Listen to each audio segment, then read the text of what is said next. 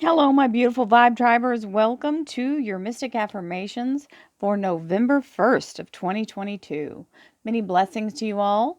Remember, this is the collective energy for all sun, moon, and rising signs. That means if you'd like to have a personal reading, please visit my website, royalmystic.com. I'll be more than happy to assist you once you schedule your appointment.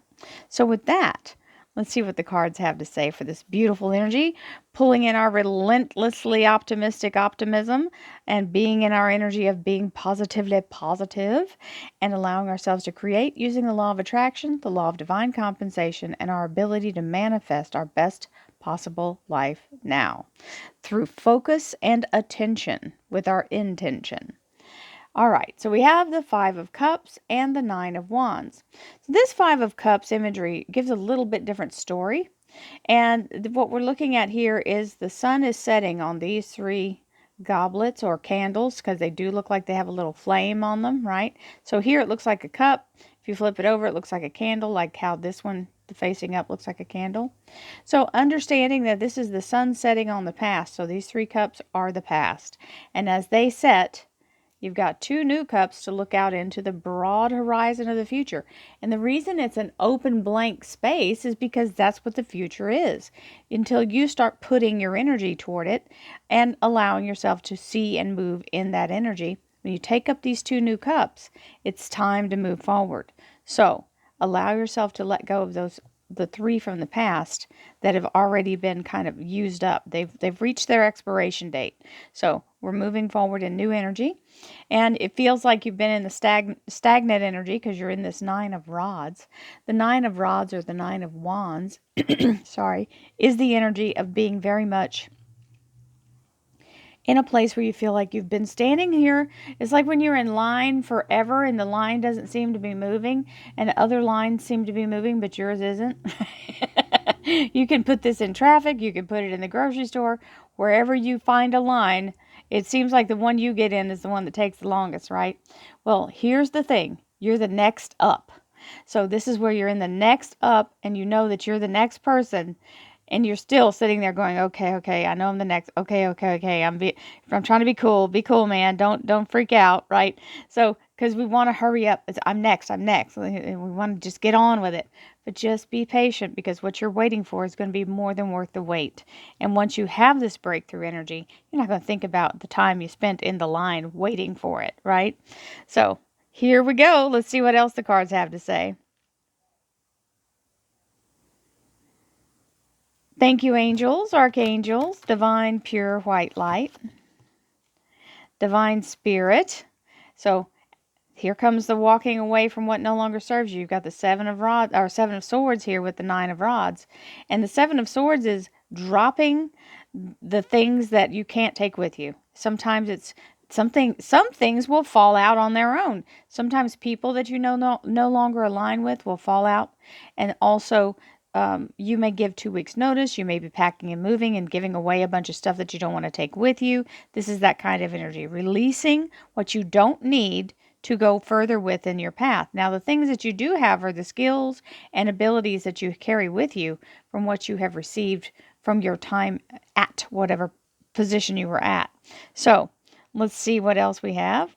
Divine Spirit, Spirit Guides, Gods and Goddesses. Thank you so much for being present here to allow all sun, moon, and rising signs to have the information they seek to assist them in remaining on their highest possible spiritual path. We thank you so much, Divine, for these blessings and beautiful messages, and we receive them in the love and light for which they are intended. We thank you for this divine guidance as always, and we welcome this blessed energy. Thank you so much, Divine. You're always welcome and very appreciated. So we have our 3 cards, and I like putting them on this little angle so the glare doesn't get them so bad.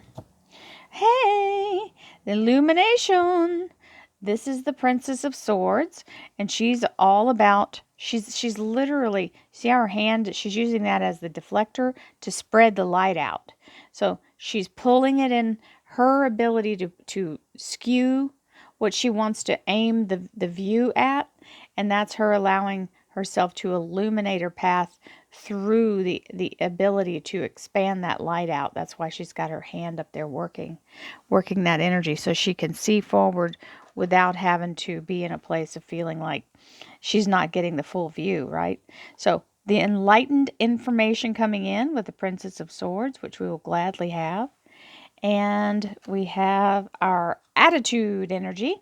Attitude of gratitude is the only way to be, because when you're in the attitude of gratitude, you will continue to draw things in to be grateful for. So,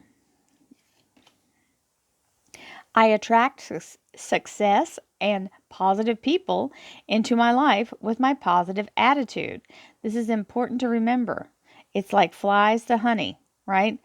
You got it, whatever, like attracts like. And yes, sometimes you'll get some moths. And yes, sometimes you'll get, some things attracted to you only because they notice the stark difference from who they are compared to your energy, right? And sometimes people are needing to see an example of the higher frequency, even though they can't remain in your energy like that, right? And you shouldn't try to bend over backwards for it. Let them rise up to meet you. And instincts are so important. Always remember to trust your gut. You know the urgency of the energy that's real and legit versus the false urgency, right?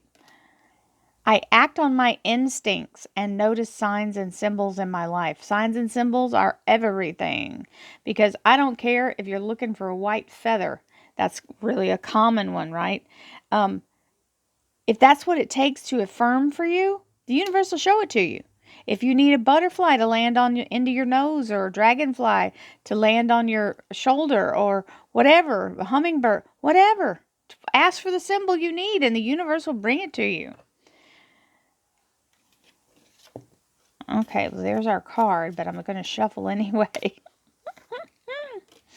Communicate clearly. Be able to be in the open energy of speaking abundance and speaking divine blessings into your life and those around you. Remember, it's everyone who is in earshot of what you're saying when you're speaking abundance and prosperity out, then they're getting the benefit of that.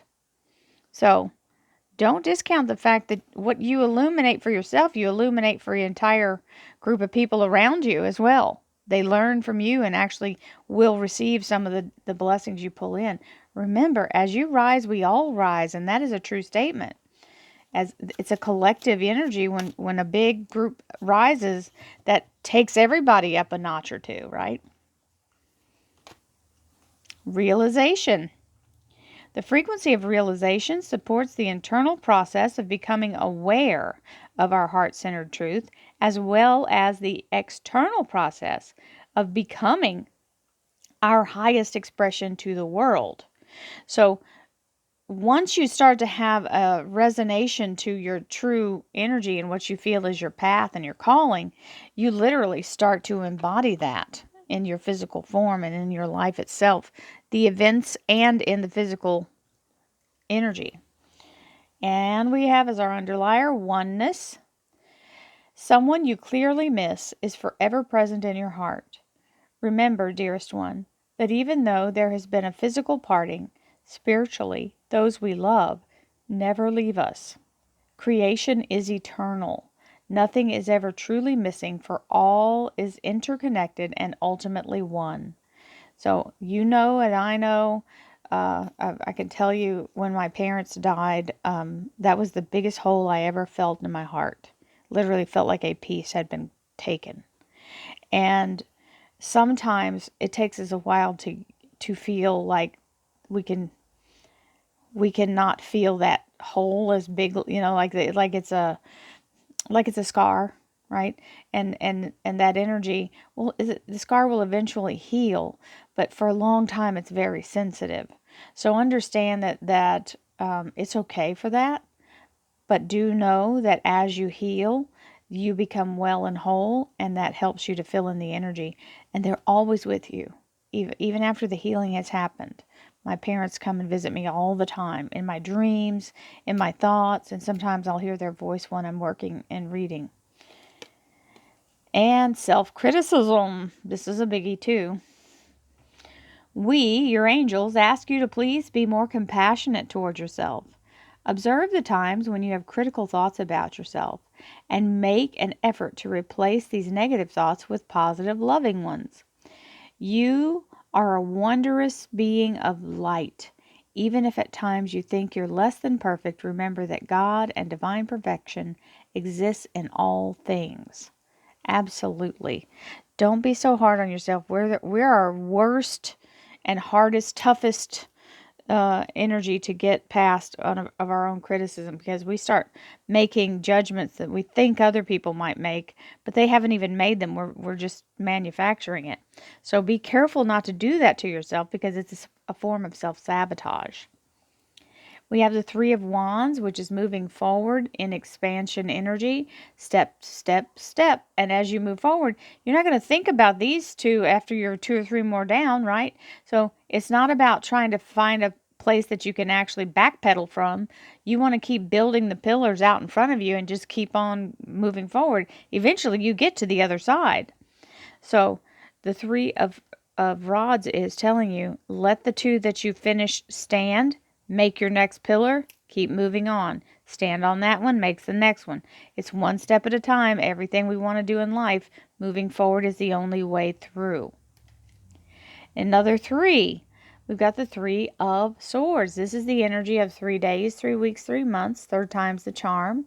It's a beautiful energy confirming that when these 3 swords are removed from your heart, and they do, they unlock and remove at the right timing, and they allow you to move forward with your whole heart into what you want to achieve and be and do in this lifetime. And that's a pretty sweet card to move wholeheartedly into, the Ten of Cups, with the icosahedron energy, which is the creative source energy.